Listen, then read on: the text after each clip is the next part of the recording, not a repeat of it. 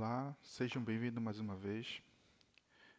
Aqui quem vos fala é o professor D'Angelo, professor de Física. Vamos começar, vamos dar continuidade, na verdade, às nossas aulas. Bem, a atividade de hoje ela já requer um pouquinho mais de atenção, né? Só relembrando que na aula anterior a gente só apresentou a disciplina e vimos como vamos proceder durante o ano. E agora nós vamos falar sobre alguns conceitos e definições iniciais da disciplina de física. Tá? Então, deixa eu só preparar aqui um pouco a apresentação. Aqui está a nossa apresentação. Deixa eu só ajustar aqui um pouquinho. Então, pronto. Então, vamos lá. Bem, então, essa vai ser a nossa aula 13.4. Aí nós vamos falar sobre conceitos e definições iniciais da disciplina de física. Tá? Então, o primeiro conceito que nós vamos abordar aqui é a definição da própria disciplina, né? O que vem ser a disciplina de física. Bem, a disciplina de física, a gente costuma dizer que ela é voltada ao estudo de fenômenos naturais, tá? Baseando-se em teorias e por meio de observação e experimentação. Tá? Então, na verdade, a física ela sempre tenta buscar uma explicação para os fenômenos do nosso cotidiano, até mesmo do não cotidiano, né? A gente tem um leque muito abrangente da física, tanto como no nosso mundo que nós vivemos, visualmente falando, como também no mundo macroscópico, né? Fora de dimensões muito grandes, que a gente não consegue nem mensurar às vezes. E também do universo muito pequeno chamado microscópico, né? Um universo microscópico. Então, a física ela está inserida em todos esses mundos, vamos assim dizer, e ela tenta buscar e formular teorias para cada um desses universos. Então, pedagogicamente falando, a física ela está dividida nesses itens que está aparecendo aqui nessa tabelinha. Mecânica, que vai estudar os movimentos, termologia, que vai estudar calor, óptica, que estuda o comportamento da luz, ondulatória, que vai estudar, como o próprio nome diz, onda, eletromagnetismo, a gente trata como se fosse o mesmo fenômeno, tá? E inicialmente a gente vai trabalhar separadamente eletricidade e magnetismo, e por fim a física moderna, que é uma física que ainda não está finalizada, mas algumas coisas já estão bem determinadas. Bem, no primeiro ano, como nós vimos na aula anterior, a gente vai se prender apenas na mecânica, tá? Então, a gente vai estudar mecânica no primeiro ano. E nos outros anos, a gente vai trabalhando os outros itens. Então, a gente vai começar com a cinemática, tá? Que são os efeitos do movimento. Depois nós vamos estudar a dinâmica, que na verdade são o que causa os movimentos e as suas consequências.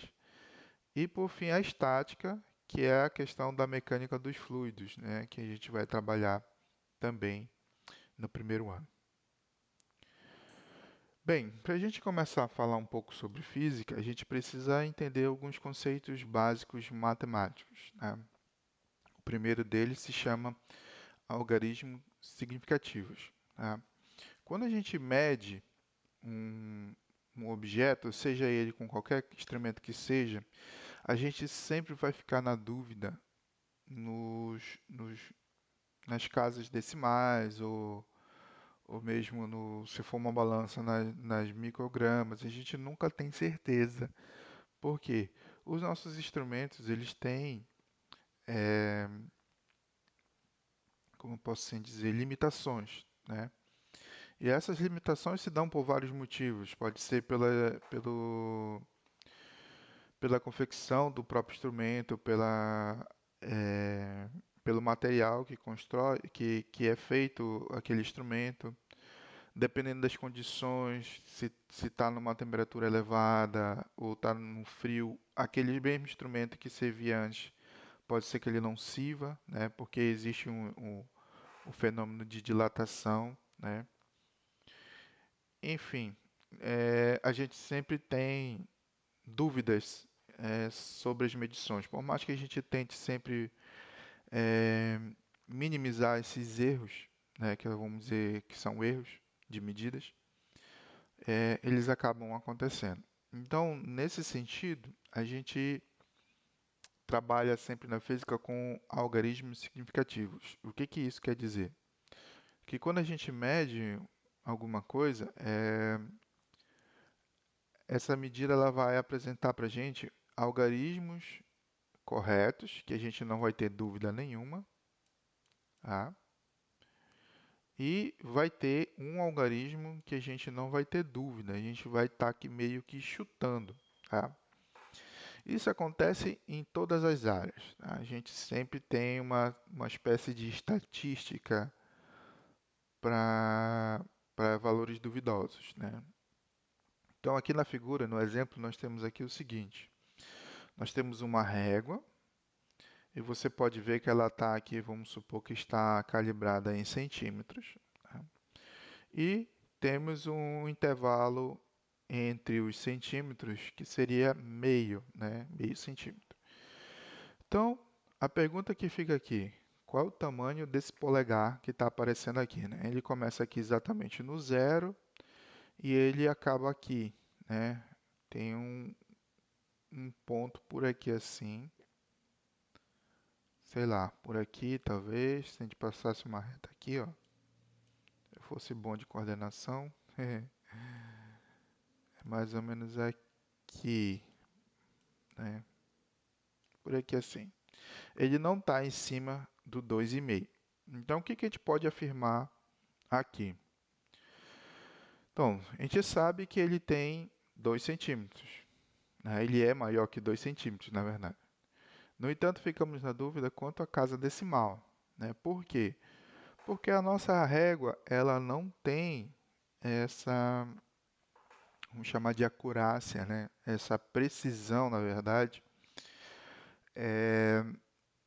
dos milímetros na régua, nessa situação. Então, aí o que que a gente pode aproximar e dizer que ele está entre 2,5 e 3. Então, portanto, o algarismo significativo aqui é apenas o 2. O que a gente está falando, que é 2,5, 2,6, 2 não sei o que, ele é duvidoso. Então, a gente aqui está construindo o nosso algarismo significativo. Como a gente falou ainda há pouco, o algarismo significativo ele compõe-se de um número que a gente tem certeza e apenas um número, né, que é duvidoso. E isso vai depender, é o que eu estou falando aqui nas outras linhas, depende do instrumento. Opa, depende do instrumento que nós estamos usando. Se ele tem uma precisão grande, a nossa dúvida vai ser nas casas sempre inferiores, tá? Se ele tem uma precisão pequena, como é o caso daquela nossa régua, então a gente vai ter uma dúvida um pouco maior, né? Então, quanto melhor a precisão do instrumento, mais fácil fica ver os algoritmos indicativos, tá? É, como eu disse que depende do tipo de instrumento, pode ser que a gente tenha mais de uma casa decimal, como algarismo significativo, né? A gente vai ver, acho que um pouquinho depois. É, então, a gente pode sempre ter números inteiros como número, como algarismos significativos, mas a gente pode ter também casas decimais, dependendo do grau de calibração do nosso instrumento. Então, via de regra, acontece o seguinte: a gente sempre vai ter os primeiros números como algarismos corretos e o último número a gente sempre vai considerar como duvidoso. Tá? Então, quando o número é apresentado para a gente, tipo, vamos supor aqui, eu tenho 7,8. 89. Tá? A gente vai ver já uns exemplos. Então, o 7 e o 8 a gente vai considerar como o correto, né? E o 9 a gente considera como duvidoso, tá? Então, isso aqui é uma construção de um algarismo significativo. Pode ser que eu tenha um outro número, seja lá 1, com três números aqui, por exemplo.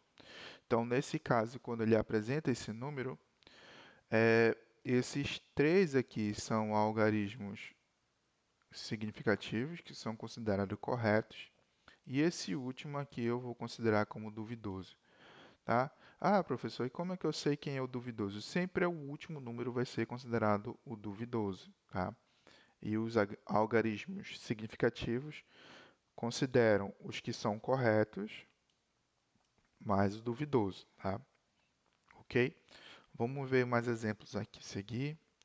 Então, aqui nós temos exemplos de várias grandezas, né? Que a gente vai falar sobre grandeza posteriormente. Então, nós temos aqui 2,56. Então, 2,5 é o algarismo correto no instrumento. E o 6 fica o duvidoso, né? Esse 6 aqui é o duvidoso. Quando a gente está com esse outro número, ó, 38,7. Opa, aqui está um errinho. Vou consertar. É 38. Então, o 38 é o algarismo correto no instrumento e o 0,7, tá, é o duvidoso. Já que nesse outro número, 174,1, 174 inteiro é o algarismo correto e o 0,1 é o duvidoso. Tá? Então, acho que dá para entender que sempre, via de regra, o último número ele sempre é o duvidoso. Tá? E os números anteriores a gente considera como correto. Então, em caso de operações com algarismos significativos, é necessário reescrever os números, tá? Os algarismos com a mesma quantidade de números menos precisos. Por exemplo, eu vou pegar esses dois números que nós trabalhamos aqui inicialmente. Então, é o 38,7 e o 2,56. O que ele está dizendo aqui?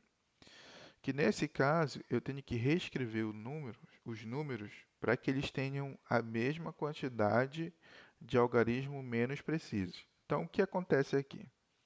O 38,7 está escrito com menos casas decimais.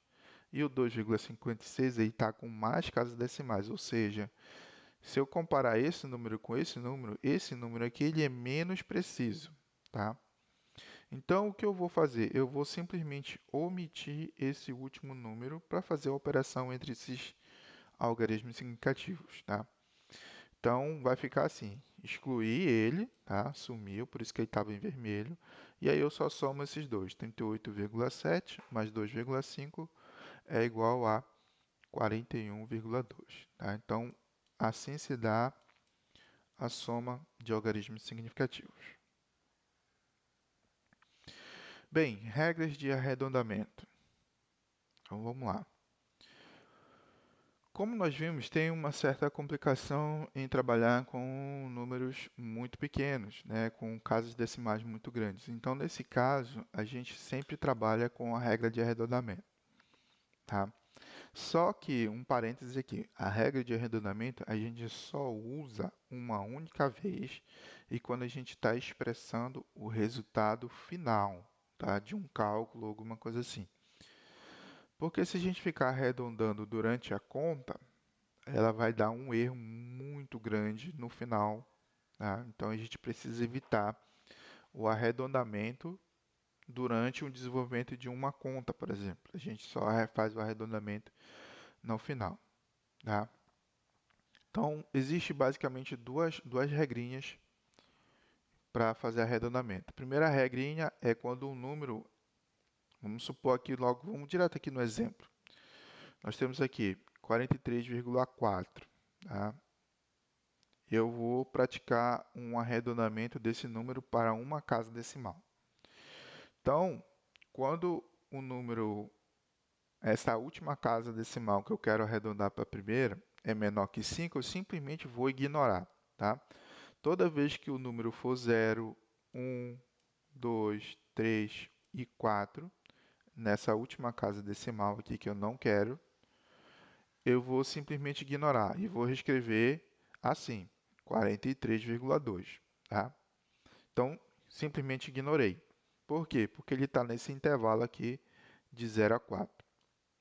A mesma coisa acontece aqui, ó, 54,13, tá? Então, o 3, novamente, está no intervalo de 0 a 4. Então, simplesmente eu vou omitir ele e vou reescrever 54,1. Então, esse número aqui está arredondado, o anterior aqui também estava arredondado. A situação muda um pouquinho quando esse último número, ele é igual ou maior que 5, ou seja, ele vai ser o 5, né? 6, 7, 8 e 9, tá? Vou colocar o 5 aqui, o 5. Então, o que acontece nessa situação? Vamos olhar aqui esse primeiro caso. 23,87, o último número é 7. Tá? Então, o que vai acontecer? Eu vou omitir o 7, porque eu vou arredondar, mas vai acontecer uma coisinha aqui com esse primeiro decimal. Tá? Eu vou somar 1 com o primeiro decimal. Então, era 7, eu vou omitir e vou somar 1. Então, vai ficar 23,9. Tá? A mesma coisa nesse outro exemplo aqui, ó, 34,5. Vou omitir o 5, tá? E vou somar 1 aqui. Então, 1 mais 0 é o próprio 1. Então, vai ficar 34,1.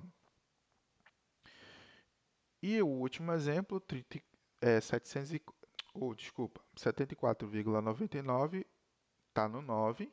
Tá? Vou omitir o 9 e vou somar com 1. Só que quando eu somo o 1 com o 9, ele vira 10. Não é isso?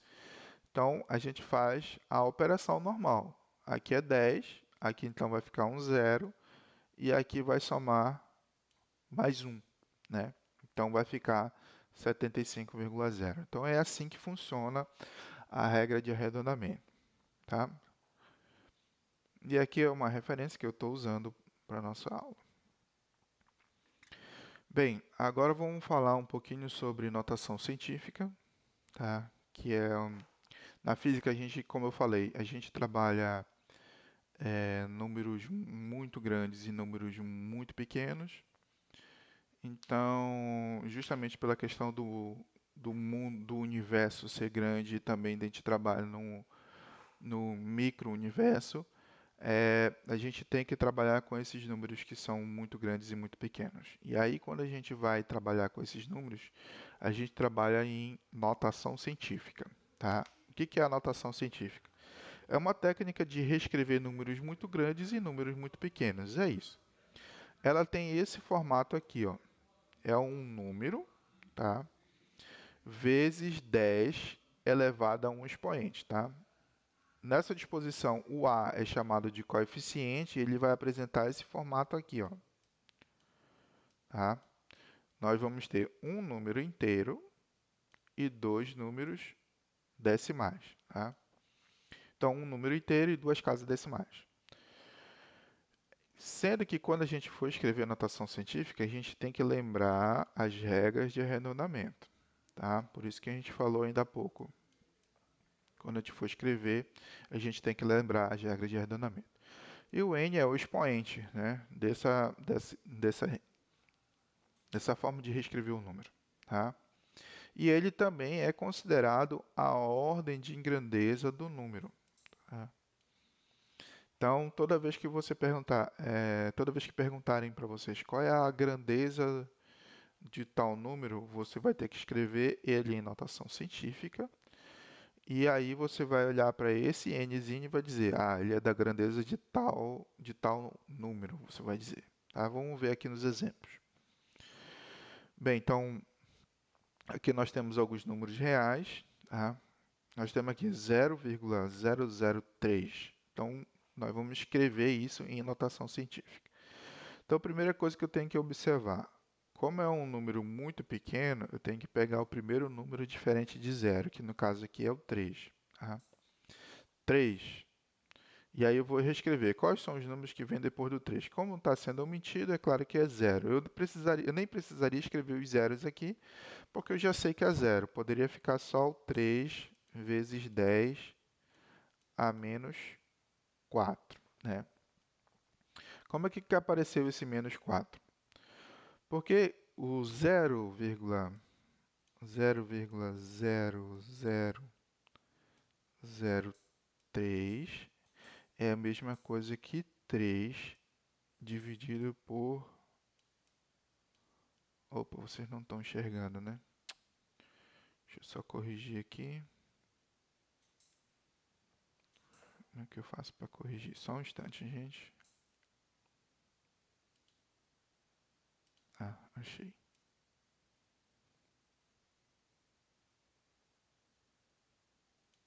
Tá. Então vamos lá.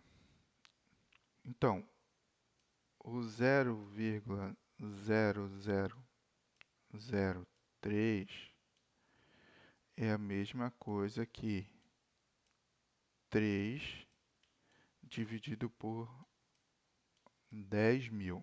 Você pode pegar uma calculadora e fazer essa divisão. Tá? Você vai ver que 0,003 é a mesma coisa que 3 dividido por 10.000. E 10.000 a gente pode escrever como 10 a quarta. Tá? E 10 a quarta, por sua vez, usando a propriedade de expoentes, a gente pode reescrever isso, né, mudando o sinal do nosso expoente. Então, ele vai ficar 3 vezes 10 a menos 4. Tá? Então, assim que se faz. 0,003 é a mesma coisa que 3 dividido por 10.000, que é a mesma coisa que 3 dividido por 10 elevado à quarta, que é a mesma coisa que 3 vezes 10 a menos 4.